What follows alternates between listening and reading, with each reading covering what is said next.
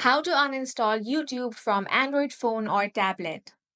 In this video, I will guide you on how you can uninstall YouTube from Android phone or tablet.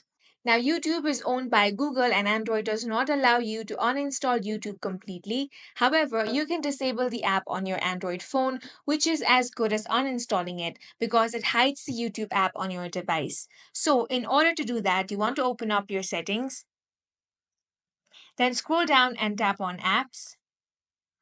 Now, from this list, you want to tap on YouTube.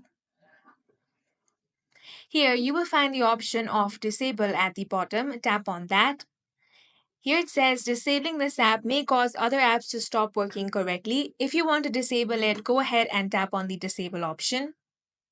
Once you disable the application, as you can see, YouTube has been removed from your Android device. If you want to uninstall it again, you will have to open up Play Store.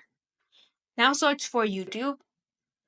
Now you can simply tap on the enable option if you again want to install it on your Android phone. And that's it for this video. If you found it useful, make sure to hit the like button and subscribe for more videos like this.